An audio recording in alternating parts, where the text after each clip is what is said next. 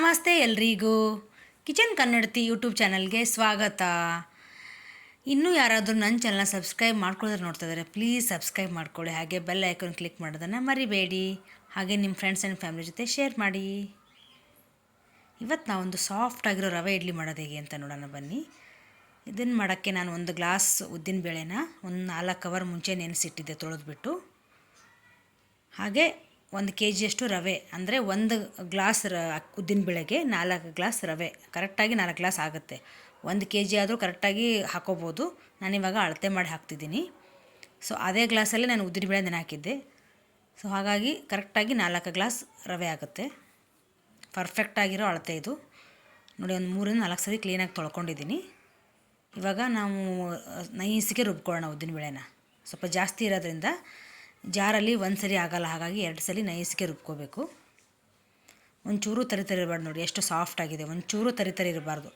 ಅದು ಸ್ವಲ್ಪ ತರಿ ಇದ್ರೂ ಇಡ್ಲಿ ಏನಾಗುತ್ತೆ, ರಫ್ ಒಂಥರ ಗಟ್ಟಿ ಬರುತ್ತೆ, ಸಾಫ್ಟಾಗಿ ಬರಲ್ಲ ನಾವು ಎಷ್ಟೇ ಉದ್ದಿನಬೇಳೆ ಹಾಕಿದ್ರೂ.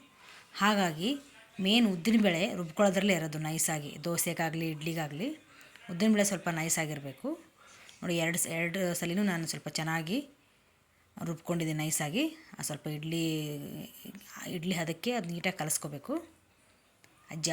ಸ್ವಲ್ಪ ಜಾರಲ್ಲಿ ಅಂಟ್ಕೊಂಡಿತ್ತಲ್ಲ ಉದ್ದಿನಬೇಳೆ, ಸ್ವಲ್ಪ ಹಿಟ್ಟು ಅದೆಲ್ಲ ನೀಟಾಗಿ ಕಲಿಸ್ಕೊಂಡು ನೀರಲ್ಲಿ ಹಾಕ್ಕೊಂಡು ಸ್ಪೂನಿಂದಾದರೂ ಕಲಿಸ್ಕೋಬೋದು, ಇಲ್ಲ ಕೈಯಿಂದಾದ್ರೂ ಕಲಿಸ್ಕೋಬೋದು. ಈ ಥರ ನೀಟಾಗಿ 2 ಸಮ ಪ್ರಮಾಣವಾಗಿ ಮಿಕ್ಸ್ ಆಗಬೇಕು. ಓವರ್ನೈಟ್ ಬಿಟ್ಟುಬಿಡ್ಬೇಕು ಅದನ್ನು ನೀಟಾಗಿ ಮಿಕ್ಸ್ ಮಾಡಿ. ಸೊ ನೈಟ್ ಬಿಟ್ಟಿದ್ದೆ ನಾನು ಪೂರ್ತಿ. ಇವಾಗ ಮಾರ್ನಿಂಗೆಲ್ಲ ಸ್ವಲ್ಪ ಚೆನ್ನಾಗಿ ಹಿಟ್ಟು ಉಬ್ಬಿದೆ.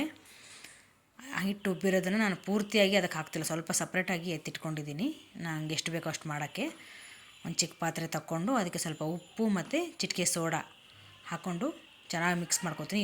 ಇನ್ನೂ ಸಾಫ್ಟಾಗಿ ಬರುತ್ತೆ. ನೀವು ಸೋಡಾ ಬೇಡ ಅನ್ನೋರು ಸ್ಕಿಪ್ ಮಾಡ್ಬೋದು. ಹಾಗೆ ಎಲ್ಲ ಇಡ್ಲಿ ಪಾತ್ರೆಗಳಿಗೂ ಸ್ವಲ್ಪ ಚೆನ್ನಾಗಿ ಎಣ್ಣೆ ಹಚ್ಕೊಂಡು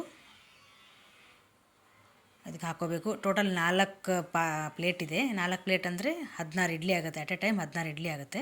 ನಾನು ಇಡ್ಲಿ ಪಾತ್ರೆಗೆ ಸ್ವಲ್ಪ ನೀರು ಹಾಕಿ ತಳದಲ್ಲಿ ಏನಾದರೂ ಹುಳಿ, ನಿಂಬೆಹಣ್ಣು ಅಥವಾ ಹುಣಸೆಹಣ್ಣು ಏನೋ ಒಂದು ಹಾಕಿ ಇಡಬೇಕು. ಅದು ಪಾತ್ರೆ ಕರಗಾಗಲ್ಲ. ಒಂದು 10 ನಿಮಿಷ ಬಿಟ್ಟಿದ್ದೆ ನಾನು. ರೆಡಿ ಆಯಿತು ಇಡ್ಲಿ. ಸಾಫ್ಟಾಗಿರೋ, ಸ್ಪಾಂಜಿ ಆಗಿರೋ, ಬಿಸಿ ಬಿಸಿಯಾದ ರವೆ ಇಡ್ಲಿ ರೆಡಿ ಆಯಿತು. ನಿಮಗೇನಾದರೂ ಈ ವಿಡಿಯೋ ಇಷ್ಟ ಆಗಿದರೆ ಪ್ಲೀಸ್ ಒಂದು ಲೈಕ್ ಮಾಡೋದನ್ನು ಮರಿಬೇಡಿ. Thanks for watching.